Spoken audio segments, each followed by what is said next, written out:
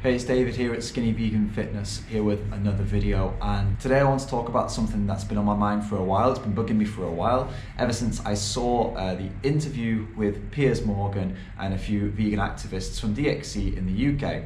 And what he was saying was, he was talking about how the production of bread has many insect deaths and also many small animal deaths in the production of bread, in the production system of bread. And he was saying you can go to speak with these farmers producing the grains and the flour for bread, and you can find that they have a high number of deaths there. He was using this as a gotya, it's called, like a debate term, where basically it's when you have no answer to that, you can't come back. And he was using this as to show that, okay, yeah, vegans, I've got you here, you can't say anything about this. Now, what I'm not going to do is argue with that. Now, the reason I'm not going to argue with that point is that there has to be some acceptance from vegans that we are not perfect. It's that simple. We are not perfect. We are doing some things better than others.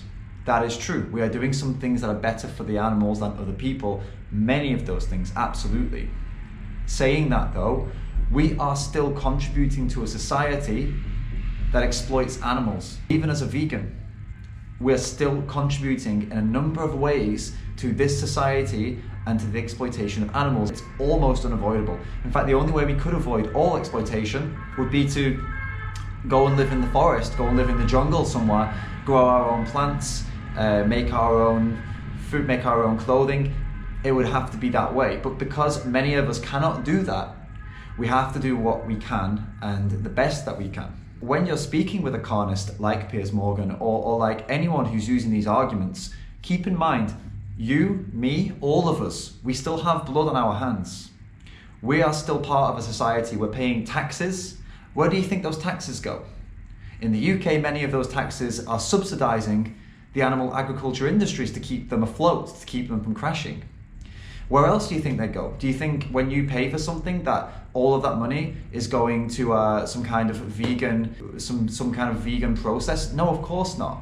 Part of your money in pretty much every transaction you make is probably going to go towards animal exploitation. There's many things that we do on a regular basis that have involved or still involve some form of animal exploitation. But as I've said, they are almost unavoidable. Life without these things would be extremely difficult. And that is the key difference.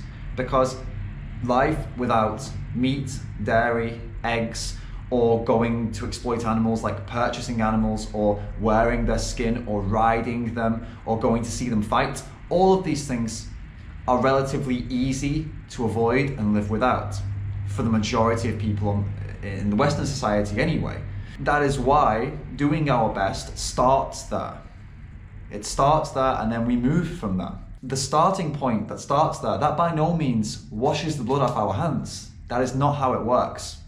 And us as vegans and as vegan activists, the sooner we accept that we still have blood on our hands, the sooner we can get into that mindset, the sooner we can have very, very effective conversations with people who aren't yet vegan, with people who are still eating those products, using those products. What we do when we accept that we're not perfect, and we accept that we are also contributing, but on a smaller scale, and we are doing our best, then we smash that superiority complex idea that most non-vegans have of vegans. We show them, hey, no, I'm not superior to you. Actually, I know that I'm still contributing to animal exploitation in many ways.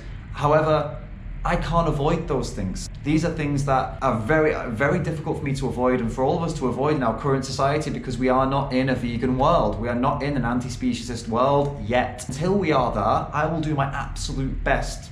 And that's all I'm asking of you. I'm asking, will you join us and do your best to stop what's happening to animals? And will you do your best to help us create that anti-speciesist vegan world?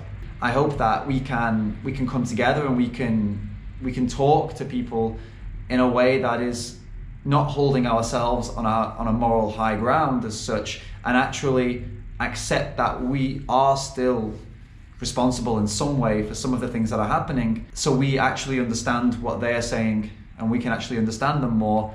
And I'm telling you that if we take this approach and use this approach, we use the words we. Why are we doing this to animals? What can we do to change this? See, because you are still contributing, I am still contributing, so what can we do? Not what can you do? Not why aren't you doing something? No, why aren't we doing something more? What can we do more? Switch the word you for we in all of your conversations, and when you say it, think about what we've just talked about now. When you say we, you mean it, because it's impossible to avoid all animal exploitation in our society right now. So say we're still doing this, and mean it and accept that, unfortunately, you and me and all the vegans, we are still part of this. Well, all the vegans that are still in a modern society anyway. I hope this has been interesting for you and useful for you. Thanks so much for watching, and I'll see you next time.